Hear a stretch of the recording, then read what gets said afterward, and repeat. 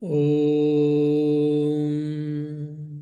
Apyayantu mamangani Vakpranaschakshushotram balamindriyani cha sarvani Sarvam Brahmaupanishadam Maham Brahma nirakuryam Mama Brahma nirakaro anirakaranamastu anirakaranam me astu Tadatmani nirateya upanishatsu dharmaste mayi santu te mayi santu Om Shanti Shanti Shanti.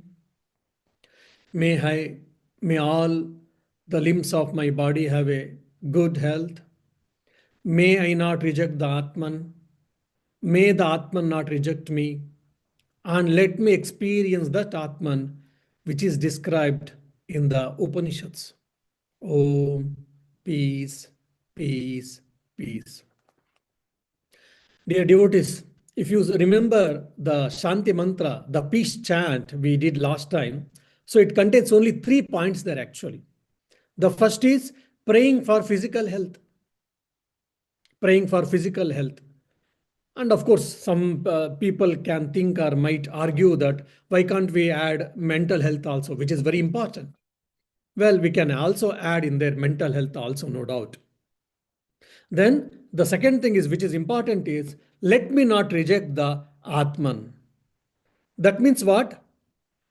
Let me not take casually.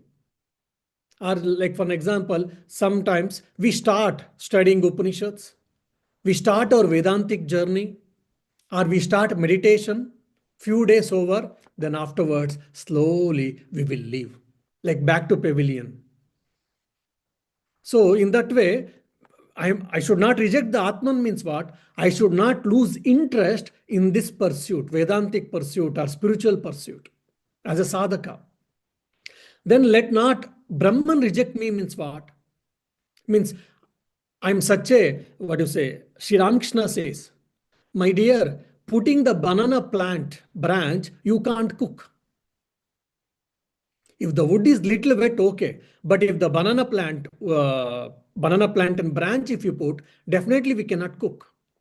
So similarly, because of the worldly mindedness, because of the wrong attitude or whatever, Brahman says, this fellow is not yet ready. Let us give some more time so that he may come back. Then we will see. So Brahman let not reject me means what?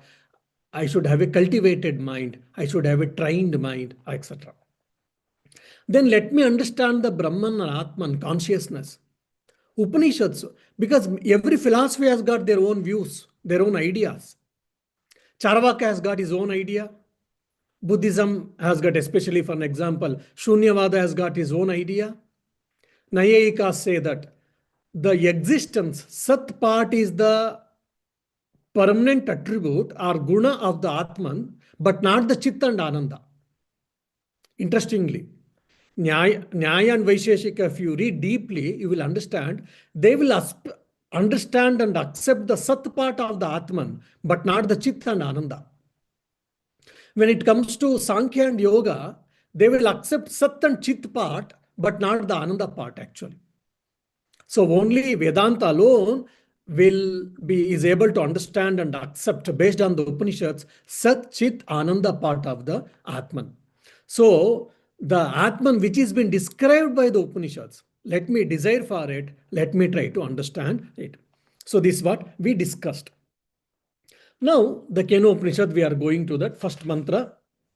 If you remember, it starts with a dialogue, Samvada. Samvada means what? It is not the heated argument. I am right, whatever it may be, I am right. No. Okay, this is what I know. I would like to express. Since you have asked, I shall express. And if you have got any other opinion or another view based on the experience and based on the Shastra, I am ready to listen.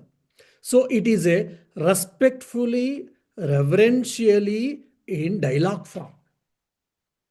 Dialogue with respect and reverence and with open-mindedness. Dialogue with open-mindedness and with respect and reverence. That is what Samvada. So if you see in the Prashna Upanishad, that was the thing. And in the Katha Upanishad, if you see, it is also same thing. either question and answer or a discussion. The same thing we can see in the Kena Upanishad also. Here, now I will be giving a good amount of introduction actually, once I start a shloka. Why, Fortunately or unfortunately, here the student is well versed actually already. He is not a fresh person. He is not the beginner of the Vedanta. He knows already good amount of information. What is the nature of this body? What is the nature of the sense organs? And what is the nature of the self? Maybe he may know bit. So he is well prepared fellow, at least intellectually. So he's well prepared fellow. As a result, he is asking a simple question, by which the whole Upanishad is, dedicated to answer one question. This, whatever the first question was asked by the disciple here, the whole Upanishads, all the 4 chapters is answer to this one question actually, to this one shloka. So that's why it is very deep indeed. Okay. केनेशितं पतति प्रेषितं मनः केन प्राणः प्रथमः प्रैति युक्तः केनेशितां वाचमिमां वदन्ति चक्षुश्रोत्रं कुदेवायुनक्ति. Now he is using indirect speech or a passive voice. By whom? Kena, by whom? Ishitam. Ishitam and Preshitam both are one and the same, because from the root it is Ishitam is impelled by, directed by. So Keneshitam means impelled by whom? Directed by whom? See, this is one more thing in this Upanishads. They are all not direct questions. They are asking indirectly. That's where people feel it is very boring. Why can't they put it simple and straightforward? Because the subject is such, they can't put it. Anyhow, so Keneshitam means impelled by whom, directed by whom. Patati. If you know bit Sanskrit, you will be understanding patati means generally fall. But here, patati means it is moving, going towards, or moving here actually. Patati means. So Keneshitam patati. By whose direction, by whose impellment, that fellow is moving, or it is moving, or he is moving, or she is moving. Patati, preshitam. Preshitam, again same, directed, sent, manaha. Who is sent? Who is directed? Manaha, the mind. So who is, in the simple way, straightforward, if you ask me, who is directing the mind? Who is your director of your company? Who is the guide of you for your thesis or research? Who is, isn't it? So like that, who is guiding you, my dear? I know that this intelligence doesn't belong to you. Someone is guiding you behind. Who is guiding you? Let me tell. Please tell me. Then I shall answer your questions. So like that, the student is asking starting question for the teacher. Teacher, please tell me, who is guiding this mind to behave in such a way that like, mind wills, mind thinks, mind doubts, mind remembers, all this, whatever the actions mind is doing, who is directing it to do? Okay. Kena pranaha, who is, again, by whom? The prana, life force, we already know in Prashnopanishad, we have discussed in detail. Pratamaha. Pratama is the adjective for the prana actually. Firstborn. So the firstborn or first evolute, which is called prana. Praiti yuktaha means functions, earnest. Praiti means goes forth or function. Yuktaha means yoked, earnest. So who is compelling this prana, or who is guiding the prana to do its actions? So what prana does its actions? If you remember 5 actions: prana, apana, vyana, udana, samana, and what are they? We have studied. So the prana is doing 5-fold activities. Who is making it to do? Who is compelling him to do? Who is guiding him to do? Okay. Keneshitam, kena ishitam or keneshitam, vacham imam vadanti. We all speak, isn't it? So keneshitam, impelled by whom? Vacham imam, this speech, vadanti speak. So who is compelling the speech or the tongue or the mouth to speak? Chakshuhu Shrotram. Similarly, Chakshu seeing, Shrotram hearing. So who is making to act seeing, hearing, and speaking? Kavu Devayunakti. Kavu, Kahavu, when you split, when you break it, it becomes there Visarga Lopasandhi is there. Kahavu means who indeed, Devaha, the shining principle, Yunakti, joins, directs. So who is directing? So that principle has been addressed by the student as a Deva. Means it is a non-material thing. It is sentient thing. It is very sacred. It is very conscious. So all these things is in one word called Deva. Kavu Deva Yunakti instead of Kavu Yunakti could have asked. Who is compelling all that? But he is asking which Deva, which celestial being is making to act. That means he has got some idea about the eternal principle. Now, if you have studied one or two Upanishads and if you are introduced into Vedanta, now you can very well imagine what will be the answer.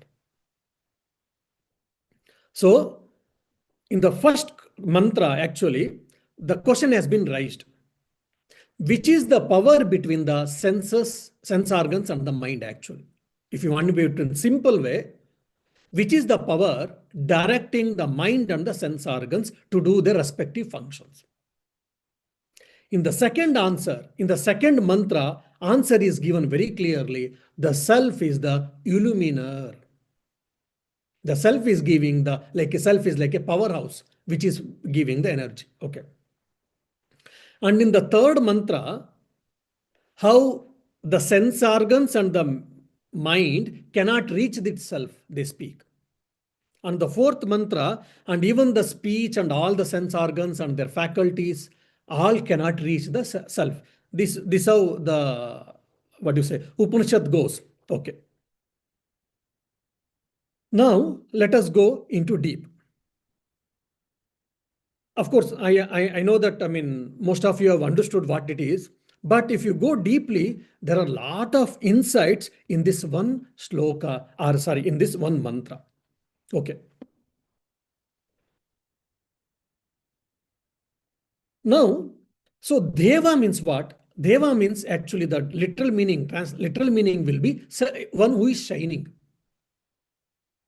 One who is shining is called Deva. That's why Devas are called celestial beings shining, because they're all shining with their power or whatever in the subtle form. Anyhow. So here shining means what? Illuminating. For example, in my room, there are 20 things. All 20 things can be seen by one light. For example, evening happened, there is no sunset, and there is no moon also, for example. If there is moon also, we don't get moonlight always in the house. So the moment we put on the light, immediately, instantly, all the 20 things are illumined. Means what? All the 20 objects can be seen, can be perceived. It doesn't illumine each one thing, but the presence of light itself, it illumines every object. So similarly, the self is the illuminer by which everything is being acted. So that's why the student is using very carefully the word called Deva, Kavu Deva Yunakti, which is directing which that Deva, celestial principle or shining principle, is directing the mind and sense organs. Okay. So that means the illuminator is not insentient. The illuminator is not insentient, that means it is sentient. And it is spiritual in nature. When I mean it is spiritual in nature, it is non-material.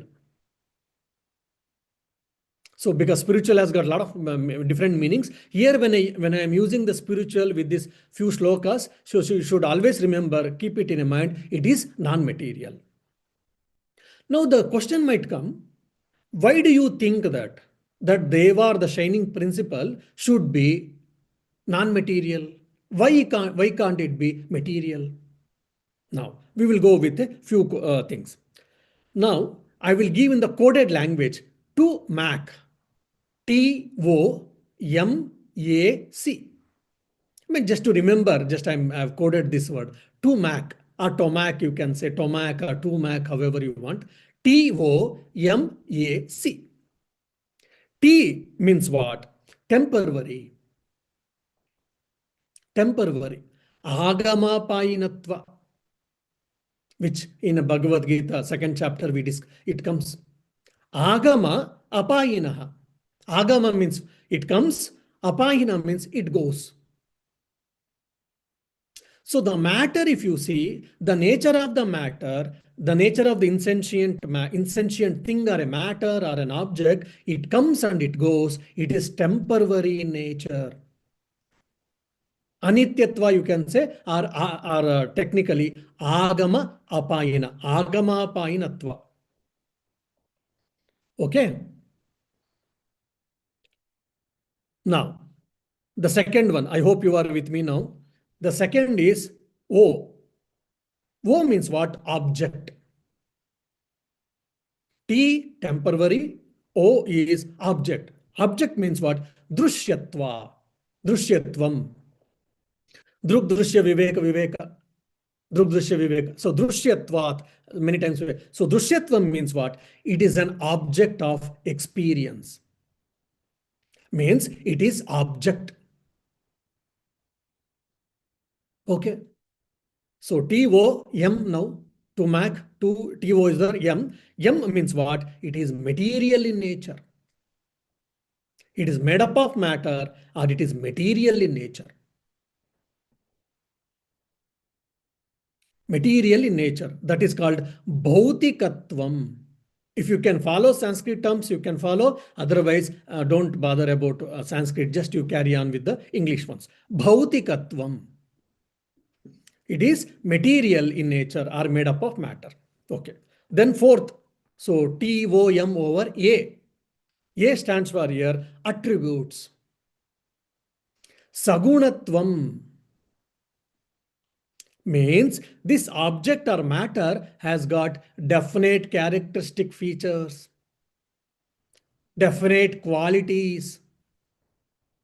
What is that? For example, Shabda, Sparsha, Rupa, Rasa, Gandha, touch, smell, see, sound, all the, and so many other qualities we can bring here. So it has got qualities, attributes. So TOMA over C. C means what? Change. It keeps on changing.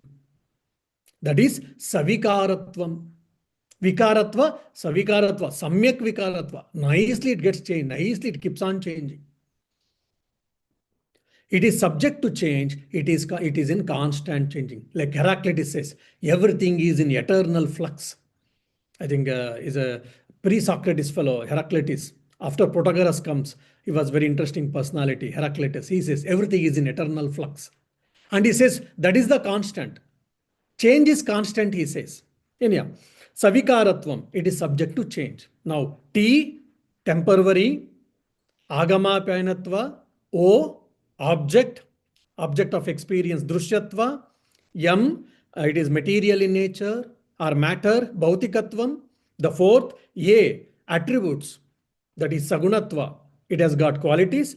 And the last one is change, that is Savikaratvam. Now, all these 5 points, if you keep and if you compare with the any matter, any object, all these 5 points will be ticked. 1, 2, 3, 4, 5. For an example, any object you take, stone. For example, stone. For example, archaeologists, they were trying to find, they found out a stone which has got maybe a million years story, million years old stone. Okay, so million years old stone we have taken, fossil or a old stone I have taken. So it is an object. What is what? Temporary. It is temporary in nature. At some point of time, it has got a date of birth, no doubt, but it has got date of expiry also. Of course, date of expiry we don't know, but it has got date of expiry also. Temporary. Then object of experience. We are experiencing now. Then it is made up of matter, no doubt. Through microscope, we can find atoms, nucleus, protons, what all not. And it has got qualities. That stone might be dirty, might be very soft, hard, or cold, heat, no sensation if you hold the stone, whatever it may be, attributes. Then it is changing. Because of changing only, it might have got a lot of change. So if you see any object, all these five things will hold good. That's why it is matter or material or object or whatever you say, all synonyms. Now, if you take all these five for the self or the consciousness or the Atman, and you see not even one of the box will be ticked. Temporary. Is it temporary? Atman or Brahman or consciousness? No, it is eternal. How can you say? Just prove that you are not, I don't exist. Oh, I don't exist. Can anyone say, I don't exist? No one can say. Simple example. I'm giving a very simple and crude example. So temporary, eternal. Then, oh, object. It is an object, but the self is always subject. It is always druk and it is never drushya. Drukdrishya Viveka, we have seen very clearly these things. Okay. Then the third is material, matter. Now, the self is never matter. If it is never object, how it can be matter? It is always the subject. It is never the object. It cannot be matter at all, material at all. Then attributes. If you are sincere fellow, serious fellow, now we will say, Swamiji, now we are catching you. We can catch you now. Come on. At least you said, what did you say? Even one box cannot be ticked. Now we'll be able to tick the one box. What is that? Sat, Chit, Ananda is there. Come on. Now Sagunatva is there here. So you have lost the game. You have lost the debate. I say, my dear, it is not the guna. It is the swabhava. In the Taittiriya Upanishad, Shankaracharya, Satyam Gnanam Anantam Brahma, while discussing, few pages beautifully discusses. Sat is not the guna. Sat is not the guna of the Atman. It is the nature, Swarupa of the Atman. Chit, awareness, consciousness is not the guna of the Atman. It is the Swarupa of the Atman. Ananda is not the guna of the Atman, it is the, nature of the Atman. So I have won the battle, I have won the debate now. So Sagunatva also no. Then Savikaratva. 6 type of changes, if you remember, in the Vedanta we have studied in the Tattva-bodha. Asti, exists, Jayate, takes birth, this body took birth.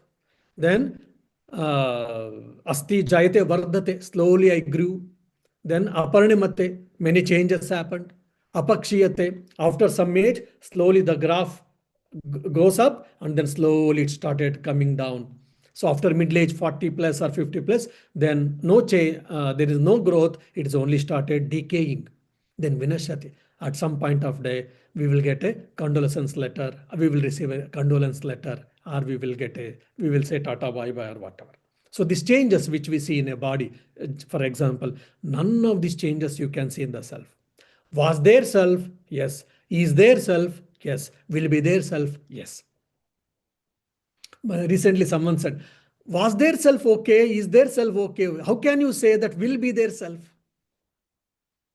Yes, there is no way to say no. Because at any given point of time, can you say that I don't exist? No one can say. I mean, a simple example I'm giving you. So that means what? All these 5 attributes holds good to the matter and which is insentient, and sentiency and the consciousness is what? The self. That's why Kavu Deva Yunakti. In that Deva one word, so many, all these things can be brought out. That's why I'm telling this fellow is very serious and sincere student, well informed student. So he has asked very deep question indeed. Okay.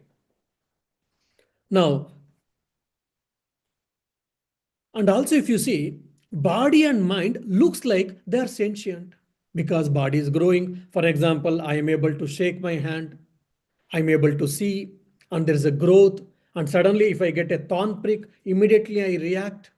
That means my skin has got that, the life because it is growing, etc., etc. We all think that, but it is not so. It is because of the presence of the self or the Atman or the consciousness, all these activities are happening. The moment if it is not there, it is not so. It is like a powerhouse.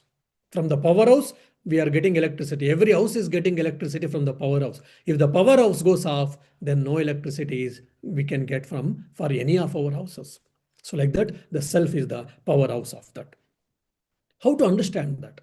Simple example in our Vedanta gives the red ball. Sorry, iron ball. If you remember in the olden days, so to blacksmith took the iron ball and is heating to bring a shape, to give some shape. He's gone heating the iron ball in the blacksmith in his own factory, his own village factory. He's gone heating using the charcoal and the coconut waste and all. After some time, what happens? The iron ball, which was black in color, slowly it starts turning into red, and it completely becomes a red hot iron ball. Then the child asks, "Oh, iron ball looks so beautiful in color. Why red?" Then the father says, "My dear, the red color, whatever you see in the iron ball, that doesn't belong to it. It belongs to the fire." Child says, "Oh, no, you are telling lie. I am able to see, I am able to experience myself. The redness, red hot iron ball, how can you say?" Then the father says, "Wait for some moment," and he pulls out the hot iron ball and he pours water. Then he will see, the child will see the red hot iron ball turned into black hot iron ball, black hot ball. So the redness was taken by the fire. So similarly, the body and mind is drawing the consciousness from the consciousness or from the self, and it is appearing that it is sentient, but it is not so. That we should understand. So I am the sentient principle, that is the self, and this body and mind are only instruments, and they are behaving, they are doing, they are following the instructions of the self. Now, how are we behaving? This is the fact. But we behave, matter is important, and the consciousness is what? It is under the matter or the mind. I am supposed to be the master of the matter and the mind. Consciousness is the master of the matter and mind. But unfortunately, we are behaving or we are thinking that consciousness is the subservient to the matter and mind. That's how we are behaving actually. So we are supposed to correct our understanding. So consciousness is the root, and through consciousness alone, everything is being directed. So consciousness is providing the powerhouse. Now the question will come. Many people have asked this. Even I might have told you again. Once more, I will tell whether the dead body has got consciousness or not. Whether it is conscious or not, no, it is dead body is not conscious. But whether consciousness exists in the dead body or not, yes, it is there. Consciousness, the self or the Atman or Brahman exists in the dead body. Then why it is dead? Because the reflecting medium called Sukshma Sharira, the subtle body, has departed it. So that means without Sukshma Sharira, subtle body, if it cannot work, then consciousness is not limited. No.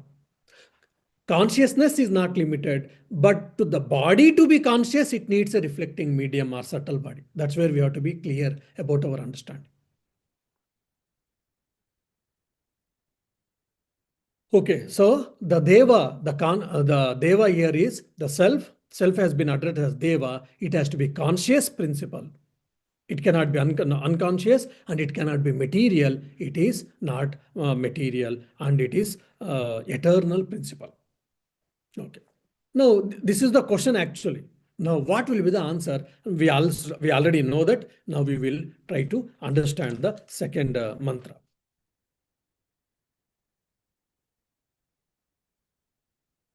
श्रोतस्य श्रोत्रं मनसो मनो यत् वाचोह वाचं सवु प्राणस्य प्राणः चक्षुश्च चक्षुरितिमुच्य धीराः प्रेत्या प्रेत्यास्म लोकात् अमृता भवन्ति. Now, before going into that, just I will give a simple meaning, then we will go to the thing interestingly. Now, by studying the second shloka, the Kenopanishad actually gets over. First was question. Second, straight away, Rishi also gives a very simple and straight, very deep answer. And actually speaking, Kenopanishad ends with the first chapter, second mantra. So this is called Sankshepa mantra, Saravat mantra, technically. Means the whole Upanishad has been summarized in this one shloka, one mantra. That is called Sankshepa mantra.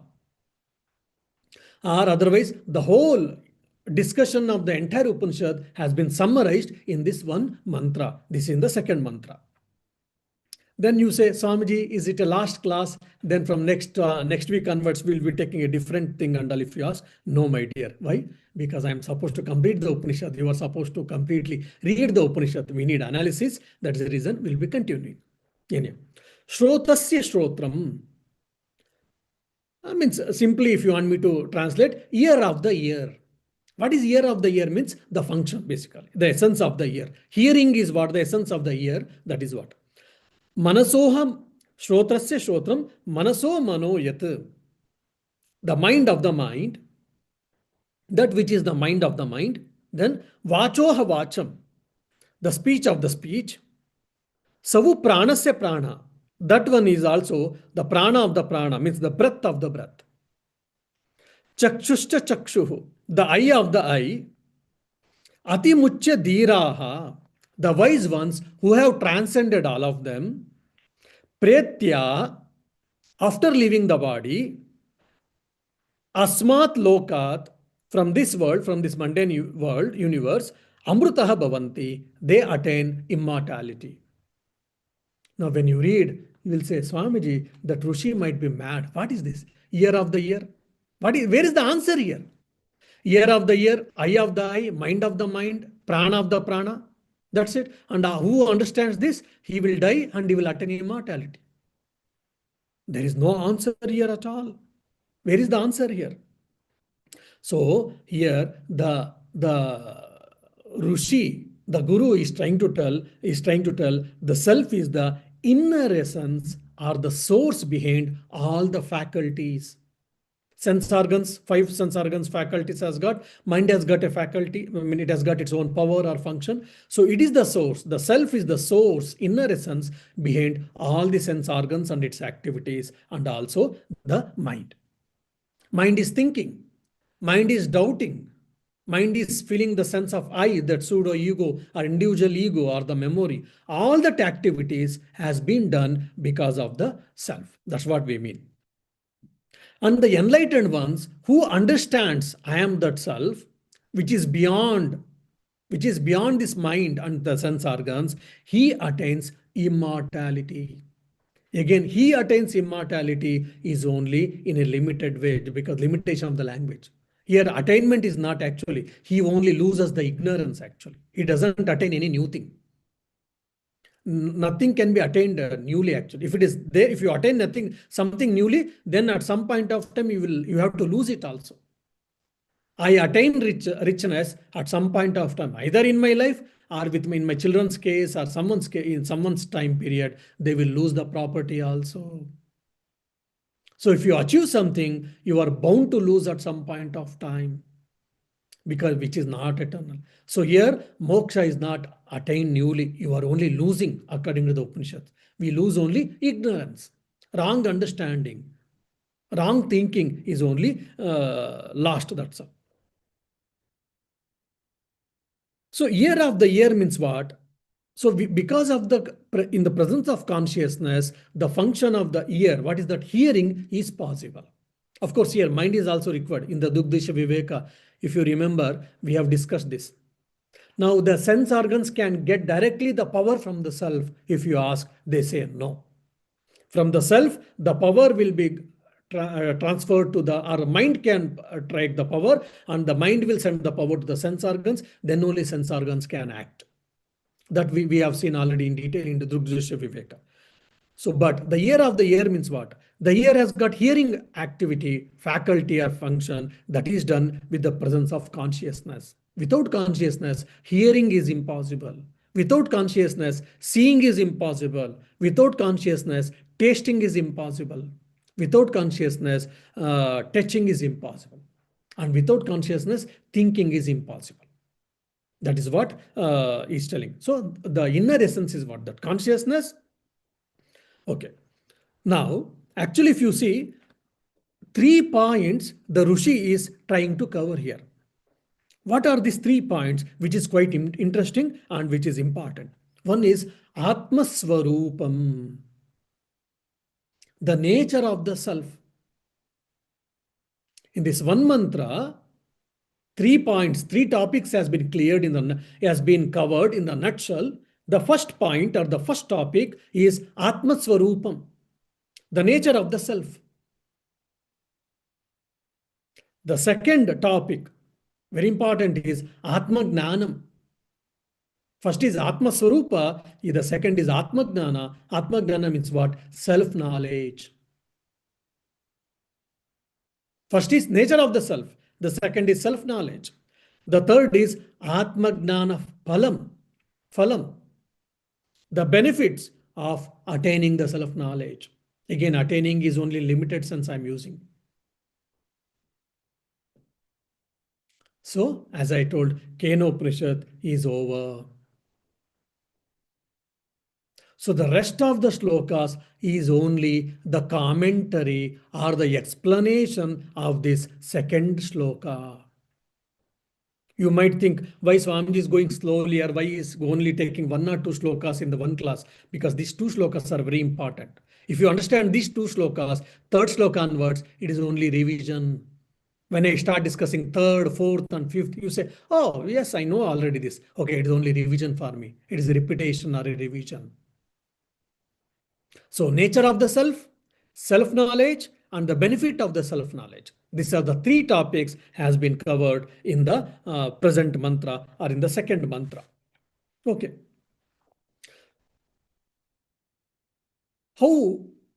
What is the nature of the self? If you ask, so here it is called, one is Swarupa Lakshana, other is Tatastha Lakshana. I am going really very like a class, like not lecture. I'm going very technically, very deeply. I hope all of you are able to understand and follow me. So Swarupa Lakshana and Tatastha Lakshana.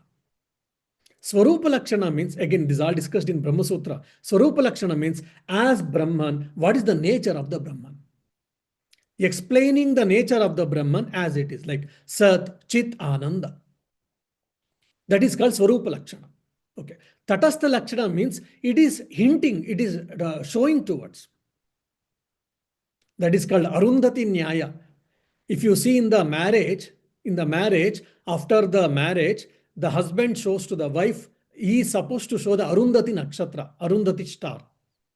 The beauty of the Arundhati star is even daytime we can see.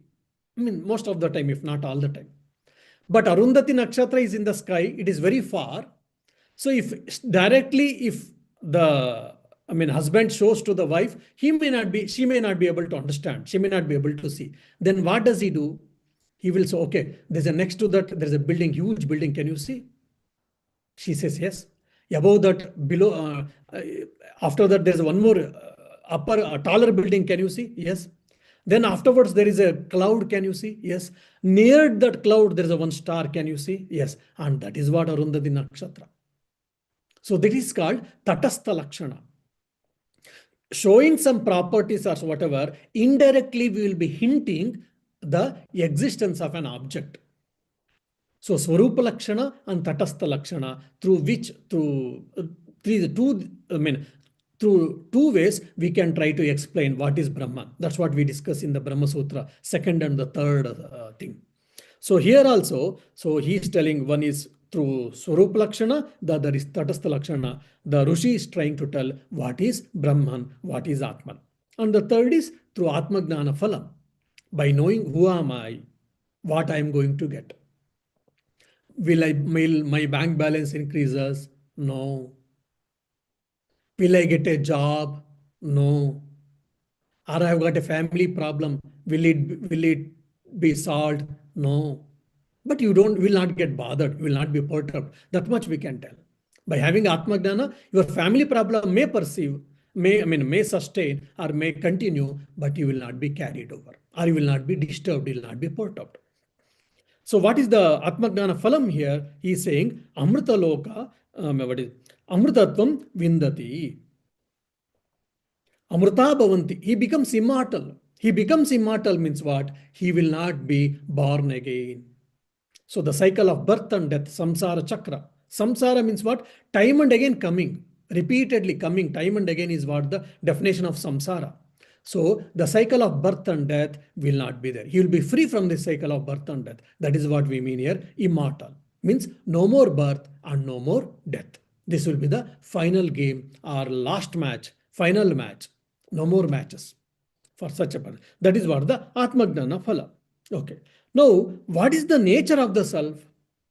So here he is telling Shrotrasya Shrotram, Manaso Manoyat, Vachoha Vacham, Savu Pranasya Pranaha. He is the essence of everything, by which, by which presence alone, everything is performing their actions. The ear is performing its action. The eye is performing its action. The nose is performing its action. All the time or different times, all of them are performing the actions because of the presence of the self. Without the self, nothing will be able to perceive. Nothing will be able to act. The same idea has been told in the Kenopanishad from the Uma story. The story comes afterwards beautifully. Indra, Agni, Vayu all thought that the power is theirs. But finally they understand, no. Then the Divine Mother appears and says, oh my dear, because of me, you have got all that power. The power belongs to me. The power doesn't belong to you. So that is again, mythological concept. You can say Puranic idea and all. What is that? So the all power belongs to self. And Sri Ramakrishna, all these things has been told beautifully. What he told?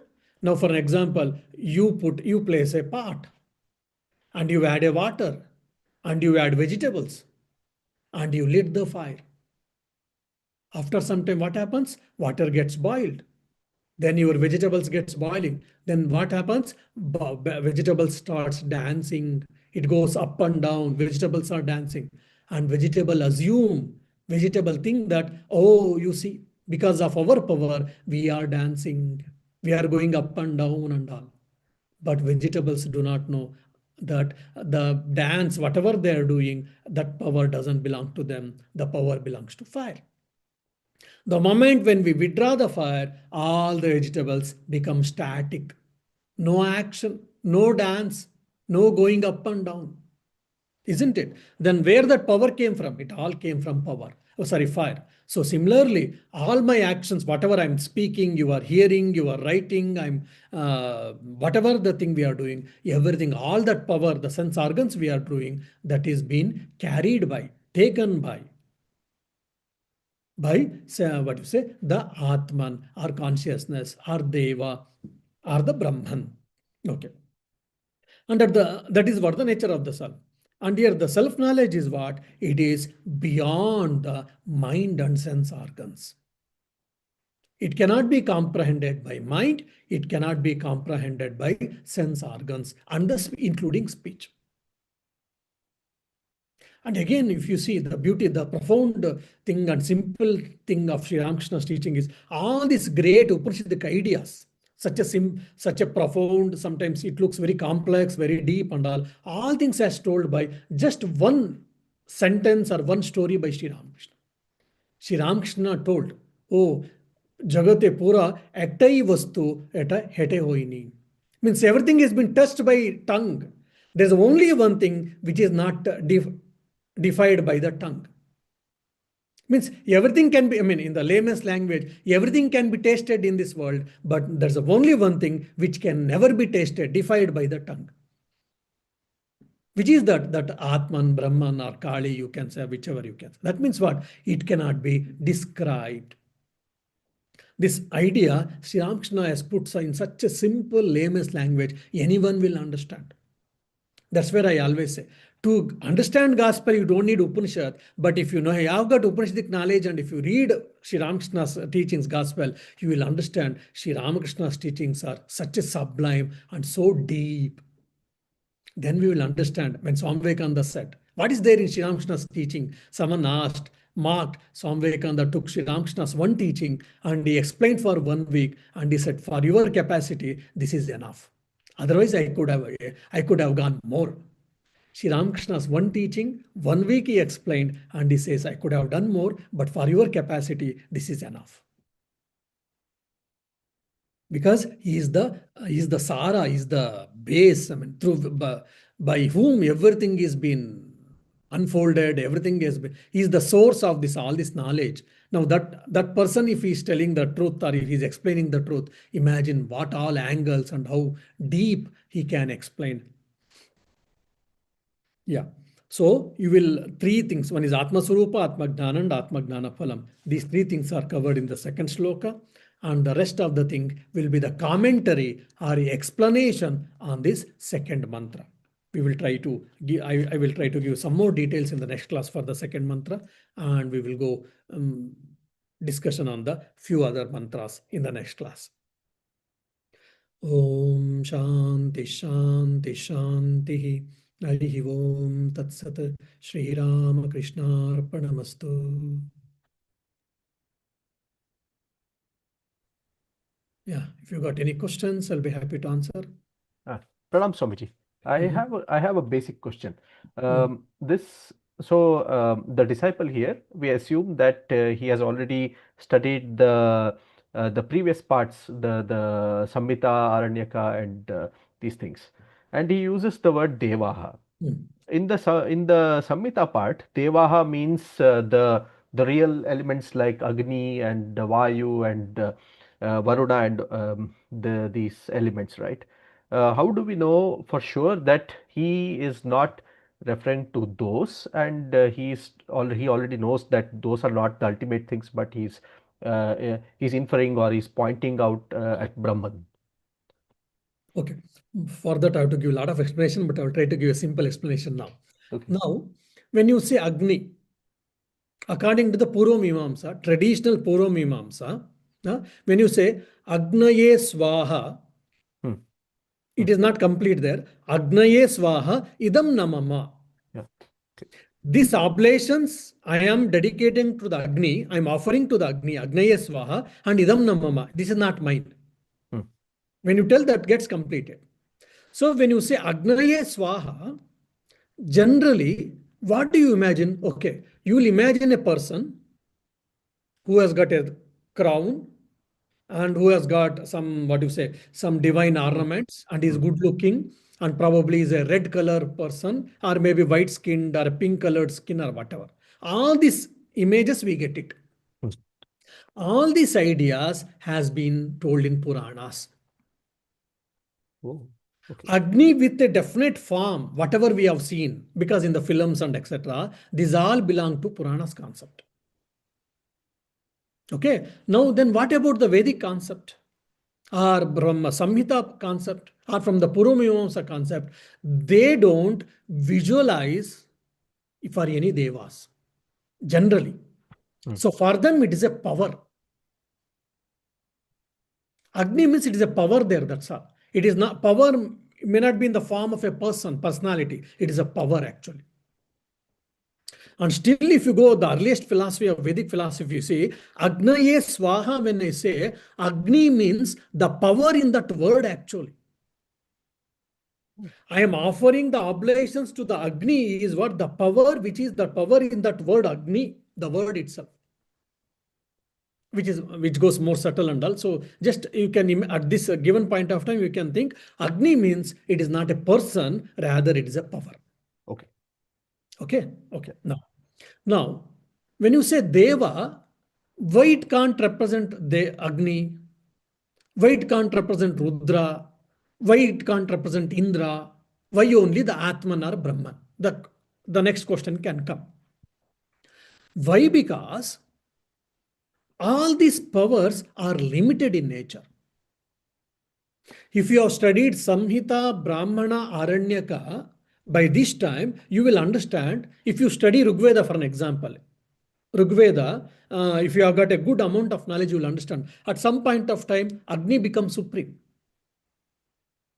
And after some time, Agni has been replaced by Indra. Indra becomes a supreme deity. Then after some time, Varuna becomes very important. Then Marut or Ashwini Kumara or Rudra or whatever. So they, at a given point of time, everyone has been replaced by another god.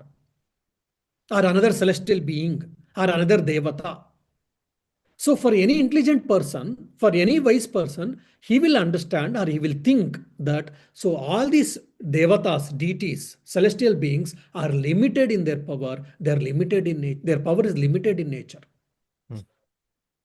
Okay, this is Okay. the so as the history of the development of the idea in Vedic philosophy. From that angle, I am speaking. Hmm. Okay, second thing. Now, the third, the deva means what?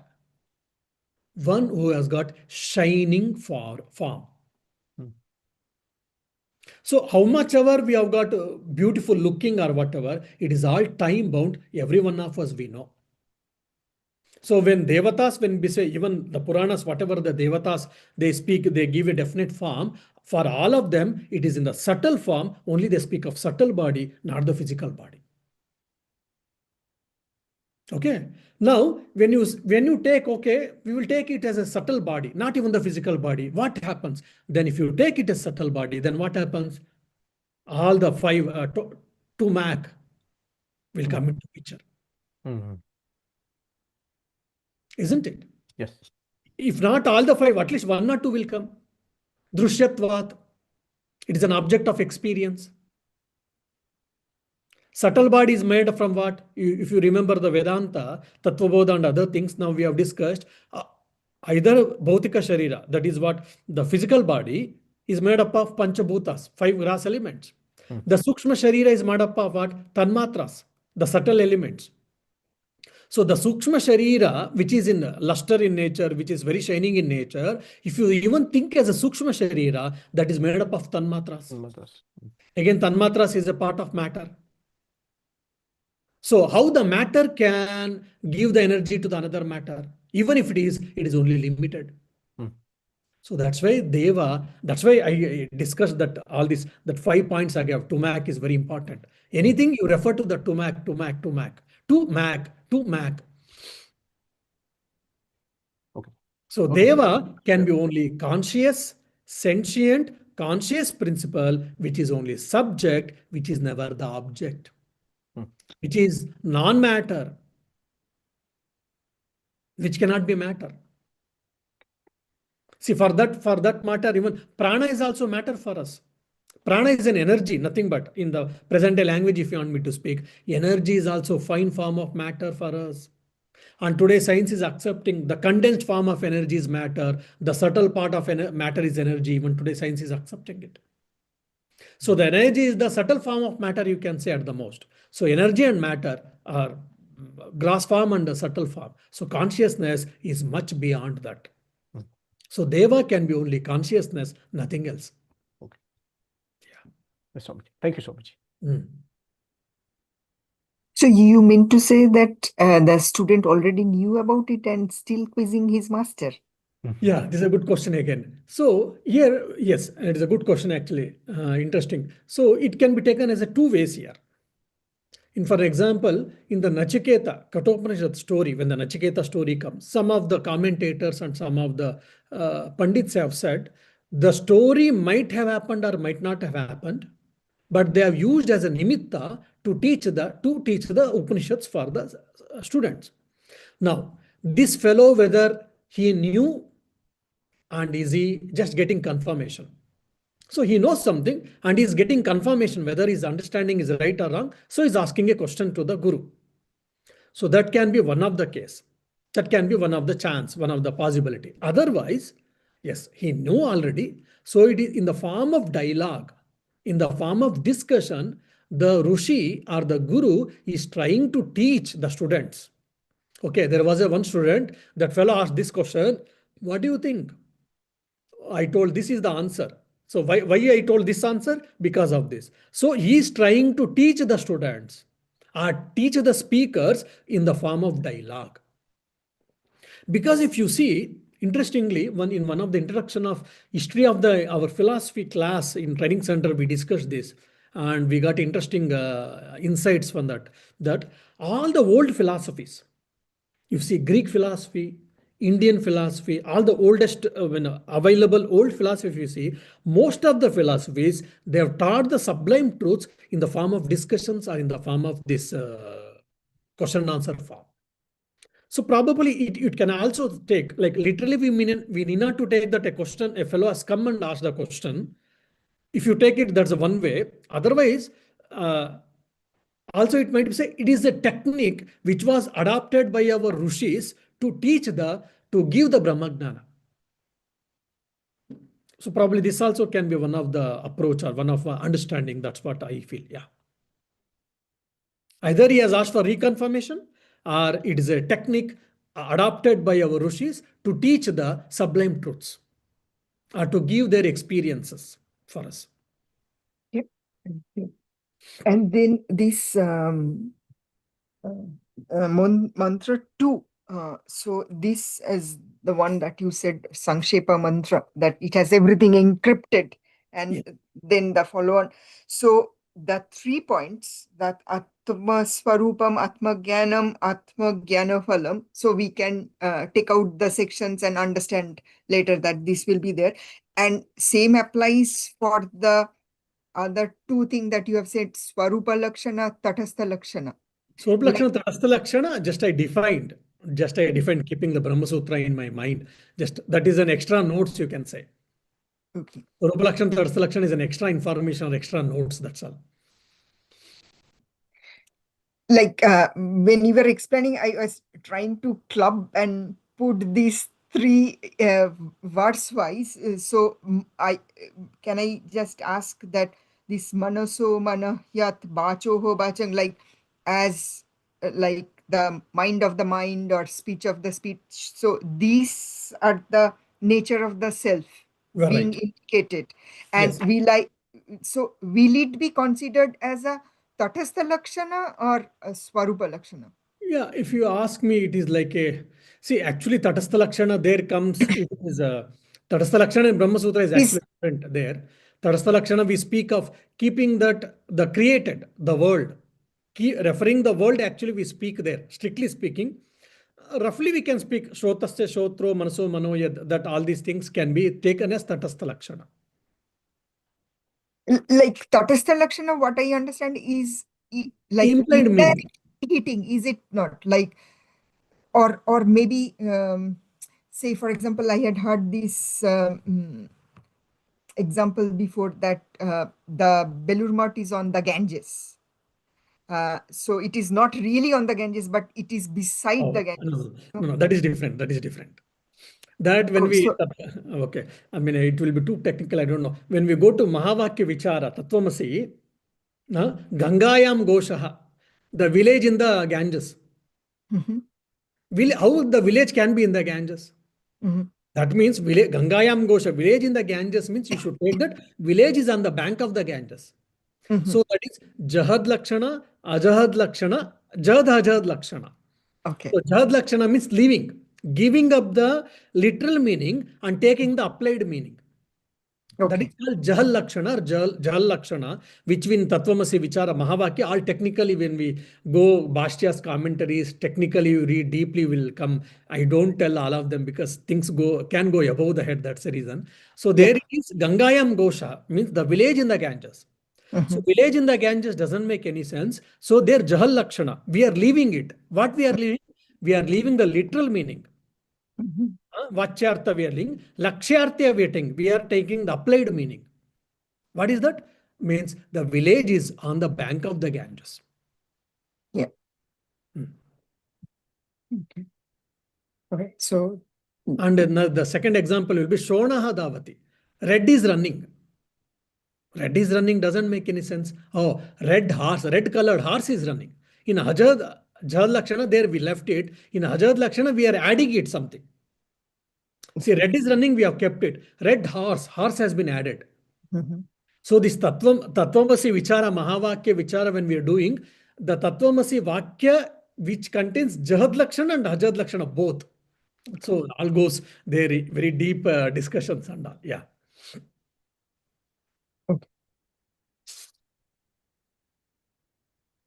Maharaj, I Mm. have 2 questions, like one observation and one question.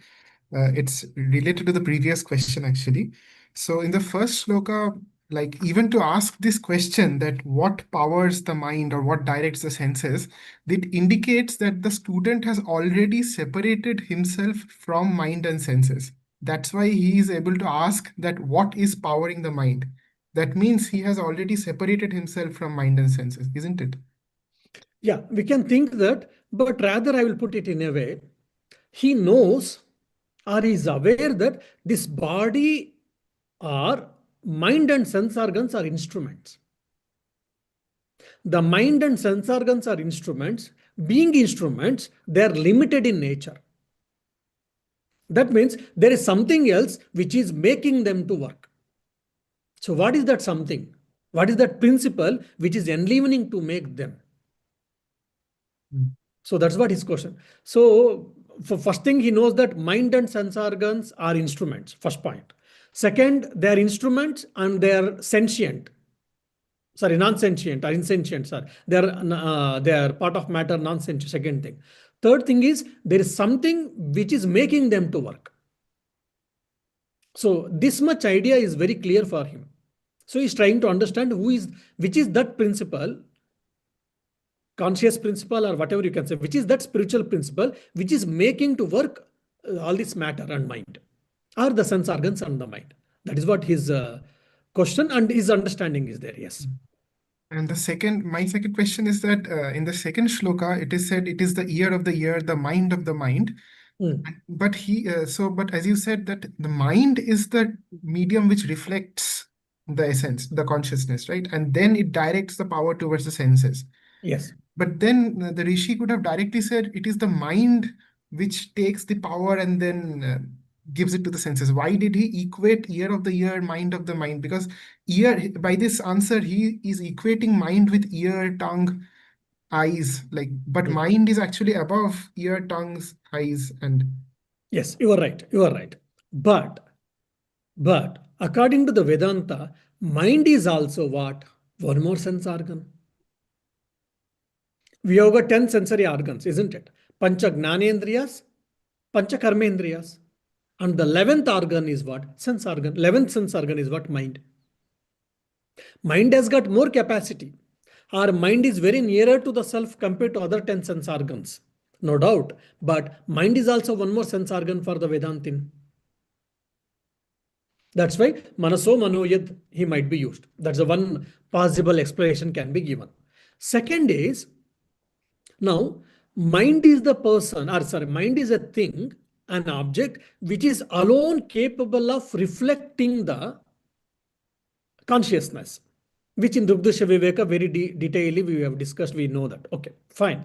But it is able to reflect it, no doubt, reflect the consciousness. It is alone is capable of reflecting the consciousness. But people might mistake. There are philosophers who are mistaken, saying that, oh, mind is the self.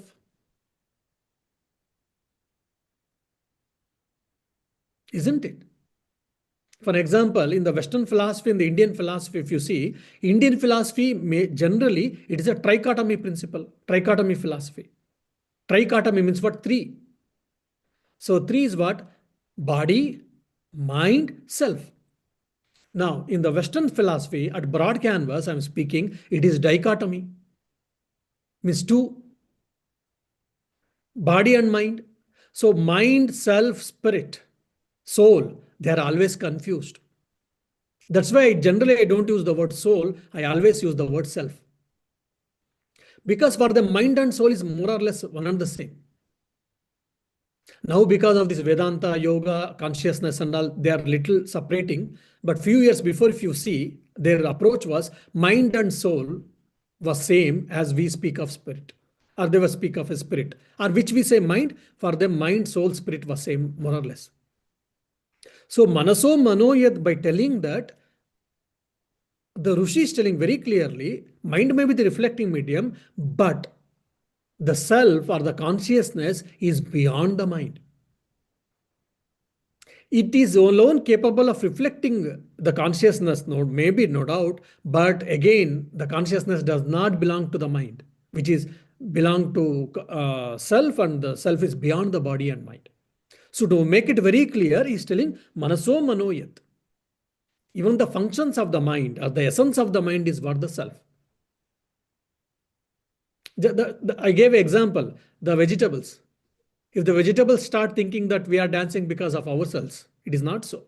If the mind starts thinking, see how I am illumined and how I am illumining sense organs, if you start thinking, then the self says, just I'm using a figurative sense.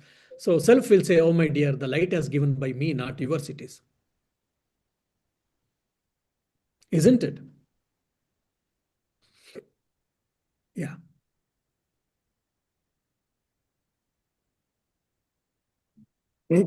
Just relation to the mantra 2 again, just the 3 part. So if the first part is manoso manoyat bachoho bachang, like that, if they belong to the atma svarupang part, and then the benefit comes as dhira,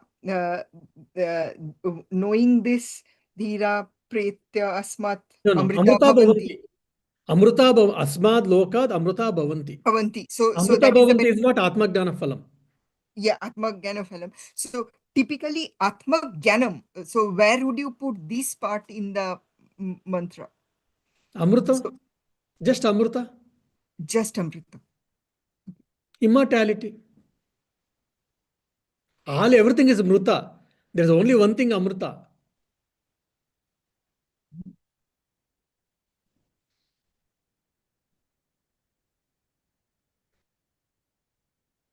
And also, of course, Atimuchya Dhiraha, Atimuchya also can be taken because which is transcending the all of them. Of course, nature of the Atimuchya comes to nature of the self only, strictly speaking, because that is also nature of the self only, Atimuchya also. Yeah. Okay.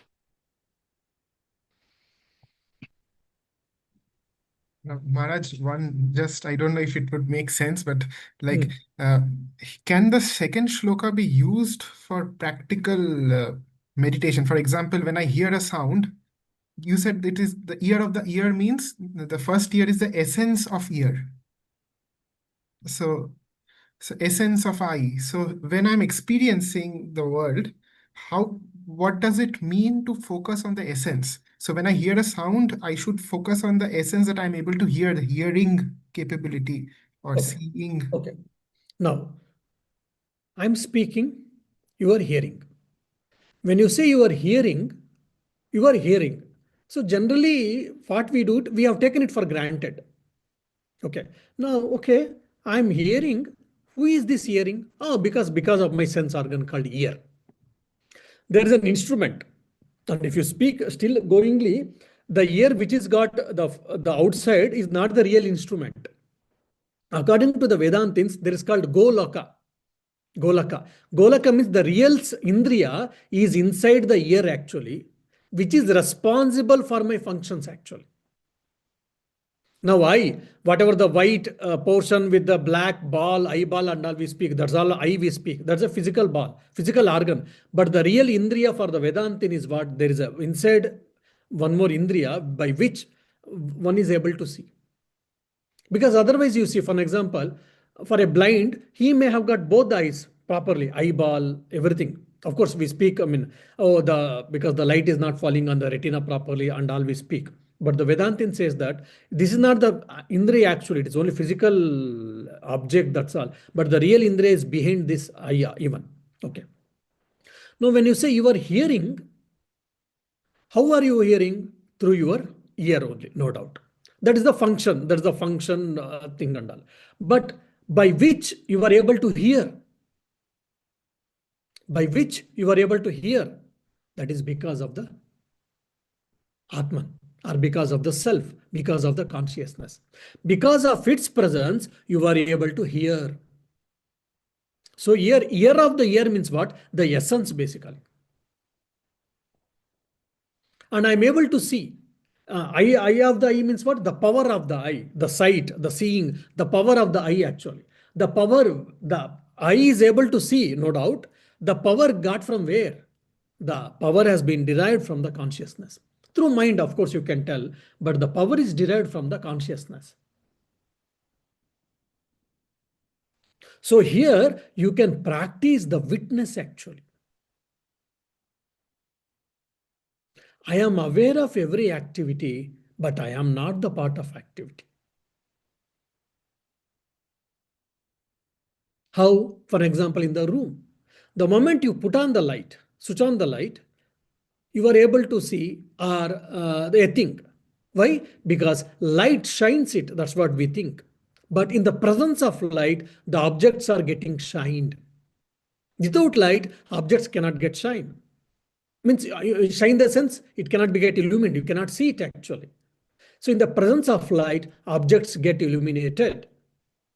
But it doesn't go and do it, just like you do cooking or cleaning and all. So similarly, in the presence of the self, everything works actually. The self is not going and doing it actually. In the presence of the self alone is enough to do all their activities. So I am that self, I am that witness, just by my mere presence, everything is getting happened. Every activity of my sense organ, or mind, or intellect, whatever is happening. Or even I think in the Upanishads, in one of the Upanishads, in the commentary, they give an example like a minister or a king. King is not doing anything, just is sitting. But by the mere presence of king, every activity is going on. Everyone is doing their activities because king is seeing, because of the king's presence. So like this Purusha or the Brahman is there, it's by his presence alone, all the Indriyas are doing its activities. And I am that self. But instead of that, what I am doing, what I am thinking, I am doing, you say, and that I is referring to body and mind. So that the I should shift from body and mind to the self, which is the witness, which is the powerhouse of every activity. So it is meant for a manana shloka. I mean, it can be used for a contemplation, reflection. Oh, you see, I am such intelligent. Yes, but that intelligence belongs not to you, it belongs to that self. People can say, then I'm dull. Can I say that dull belongs to that self? Anyway, leave to the individuals there. So basically here, I am neither karta nor bhokta and I am the just witness. And another way, we can shifting ourselves from body, mind to the self actually. So that shifting has to happen. That's what Advaita Vedanta is asking us to do that. So correction. Yeah. Thank you so much. Yeah. I think no more question, I suppose. Yeah. Thank you. It was nice. Thank you, Pranam. Swamiji. Pranam.